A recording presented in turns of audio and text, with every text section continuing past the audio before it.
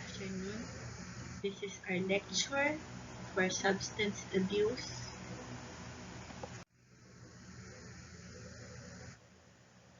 So, laws for substance abuse in the Philippines would include Republic Act 9165. It's a comprehensive Dangerous Drugs Act of 2002. The Drug Enforcement of the Philippines was reorganized with the Dangerous Drugs Board as the policy and strategy formulating body and the Philippine Drug Enforcement Agency as its implementing arm. So the PDEA is a law enforcement agency implementing the policies of the Dangerous Drug Board. They're responsible for efficient and effective law enforcement of all provisions on any dangerous drug and or controlled precursors essential chemicals. So why should we avoid dangerous drugs? First of all, it's illegal and prohibited by law. It's damaging to our health, specifically our brain, and affects our psychosocial interaction with others, destroying one's behavior and causes one to commit crime. And it is against the will of God or any religion. Therefore, drug abuse is everybody's concern. So what is a drug? A drug is a chemical substance that brings about physical, emotional, or behavioral change in a person taking it. It's any substance other than food or water that is intended to be taken or administered for the purpose of altering, sustaining, or controlling the recipient's physical, mental, or state. What is drug abuse? It may refer to any of the following practices: using without benefit or prescription useful drugs which have the capacity to alter the mood or behavior, using drugs and substance for a purpose different from the one from which the drug has been prescribed, and using drugs with no legitimate medical application or purposes other than research. So it's the use of any chemical substance, illicit or illicit, resulting to individuals' physical, mental, or social impairment. So substance abuse can simply be defined as a pattern of harmful use of any substance for mood-altering. So are you worried that someone you love is doing drugs or addicted? So are you yourself struggling with substance abuse or drug addiction? It could happen to anyone and it does not discriminate. It affects people from all walks of life, socioeconomic background, and educational level. This is the usual profile of drug users as per the Dangerous Drug Board. Mean age of 31, males more than females, 48.96 are single, college level, unemployed, living in urban areas, taking it for more than 6 years, and usually taking one drug. So there are different classes of drugs that are abused. We have either our stimulants, depressants, and hallucinants. Stimulants, also known as uppers, and any of a group of drugs that excite the central nervous system. It increases alertness, alleviate fatigue, reduce hunger, and provide a feeling of well-being. Examples of which are cocaine or methamphetamine or shabu. Depressants are also called as downers or barbs. It's any drug or chemical that decreases the activity of any bodily function. The term is most often used to refer to drugs that reduce the activity of the central nervous system, examples of which are sedatives, sleeping pills, and tranquilizers. Hallucinogens are also called psychedelics. It's first developed as an appetite suppressant, and it is any natural or synthetic psychoactive drug that produces marked distortion of the senses and changes in perception. Examples are MJ, LSD, ecstasy, ketamine. Most abused drugs: 81.36 use shabu, 33.65 use marijuana, and 4.82 use inhalants. Shabu or methamphetamine. Contents are the following: ephedrine, the main ingredient of shabu, which causes brain damage; toluene, chemical used for paints, adhesives, etc.; acetone, lithium, battery acid, drain cleaner, hydrochloric acid, and chloroform. Immediate effects of shabu produce anxiety, tension, irritability, irrational behavior, talkativeness, and loss of self-control. It would result in loss of appetite and inability to sleep, leading to euphoria and elation. This could lead to acute psychotic reactions, violent and destructive behavior, recklessness that may result in accidents. Other symptoms may include chest pain, irregularity of heartbeat, elevated or lowered blood pressure, evidence of weight loss, convulsion, or death from cardiac arrest. Prolonged use, especially if administered intravenously, could lead to full-blown psychosis, which may be similar to schizophrenia,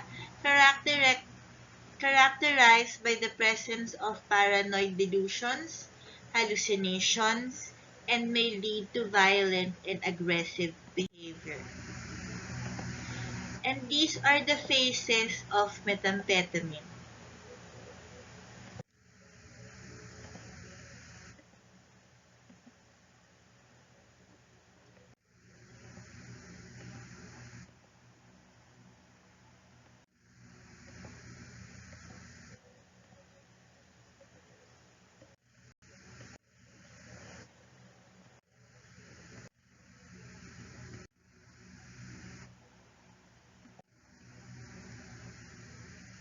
This shows the effect on the brain of the drug abuser.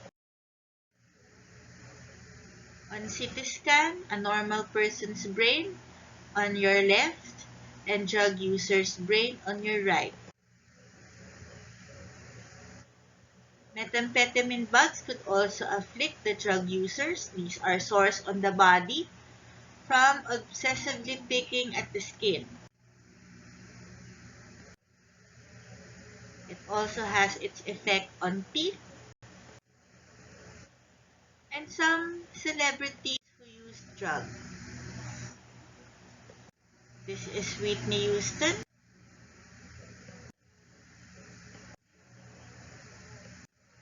Nick Nolte, Lindsay Lohan, Nicole Richie,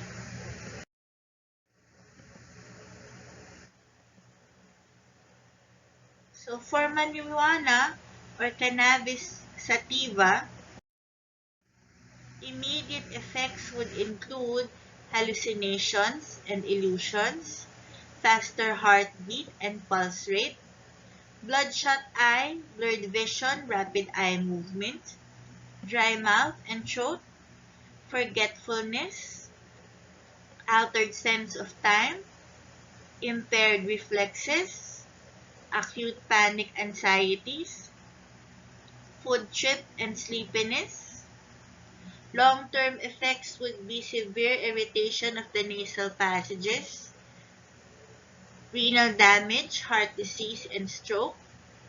Psychiatric consequences. Gateway drug that may lead to polydrug use. This one is a 21-year-old actress caught possessed with marijuana. This is Michelle Barton. See how it affects physical appearance. This is a famous child actor, Macaulay Culkin. Inhalants. These are volatile chemical substances that contains psychoactive vapors producing a state of intoxication. Could be glue, rugby, thinners. Immediate effects would lead to prone to bleeding and bruises, loss of memory, difficulty in learning and seeing things clearly, loss of body control, cramps, pains, and bad cough. Long-term effect would be permanent damage to brain, liver, and kidneys. Withdrawal symptoms would include anxiety, depression, and irritability, aggressive behavior, dizziness, shaking, and nausea, insomnia. Ecstasy is another drug of abuse. Sleeping pills is also another drug of abuse. Benzodiazepines, known as tranquilizers and sleeping pills, they are classified as short, medium, and long-acting. This relates to the length of the drug action, and the bony length of action can also be influenced by the health of a person's liver, age, and weight. Actors that are known to have abused sleeping pills would be the following.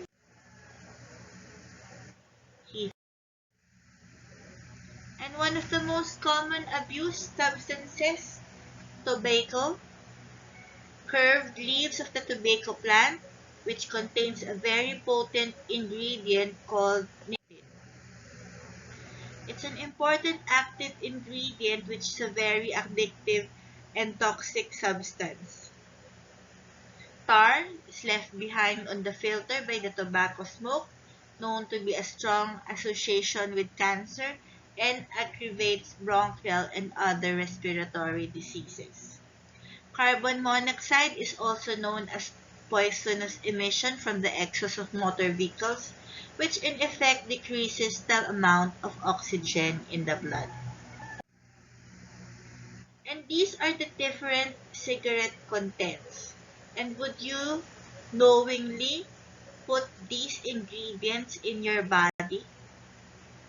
Ammonia, cadmium, carbon monoxide, etc., especially knowing what they are usually used for. So other contents of the cigarette would be methane, arsenic, fuel, paint, insecticide, industrial solvent, cadmium, butane. Immediate effects, smelly breath, hair, and clothes, have the usual stained teeth and fingers, increase heart rate, breathing rate, and blood pressure, reduces your blood supply to the extremities, stimulate the central nervous system. Smoking exposes the smokers and others to health risk. Long-term effects, sickness, usually cancer, heart attack, bronchitis, emphysema, ulcers, infertility. This is the effect of cigarette use on lungs. So Republic Act number 9211, known as the Tobacco Regulation Act, prohibits the following: minors, two-man stall, selling tobacco to minor, for a minor to smoke cigarettes or any tobacco products, selling of tobacco within 100 meters from school, cigarette vending machines are disallowed, no smoking in public places, tobacco sponsorship restricted to activities for those 18 and above, no tobacco ads on TV, on outdoors and in cinemas, in all mass media, and no sponsorships. What is alcohol? Alcohol is a powerful drug. Alcohol drinks contain the drug ethanol. It is a toxic and poisonous drug and poisons the body if taken in large quantities, simply or in combination with other drugs. It damages major organs and it's a depressant drug, not a stimulant as believed. Pure alcohol is colorless and tasteless. Alcoholic drinks may vary in color because of the ingredients used to flavor them. Immediate effects. Have you been in these situations because of excessive drinking? Jaundice, liver ascites, affecting the liver. Knowing its harmful effect, what are the reasons why people turn to drugs? Usually, family problems, parents who always quarrel in front of the children, irresponsible parents who don't have time for their children. People tend to turn to drugs for comfort and solace. Peer pressure, influenced by friends. You would not be accepted if you do not conform. Lack of self-confidence and inferiority complex may lead to drug use. What are the common signs of drug abuse? Stealing items which can be readily sold for cash to support a drug habit. Changes in mood depending on the drug taken. For example, depressed or becoming elated and euphoric. Association with known drug abusers. Change from normal capacities, either work habits or efficiency. Change in attendance at work or school. And poor physical appearance, including inattention to dress and personal hygiene. So this is an operation made by the local government to harness people's power in the anti-drug campaign by tapping citizenry as the eyes and ears of government. See? So these are the procedures and requirements of the program. Thank you for watching this lecture. Please do subscribe for further lectures for PMCH free. Thank you.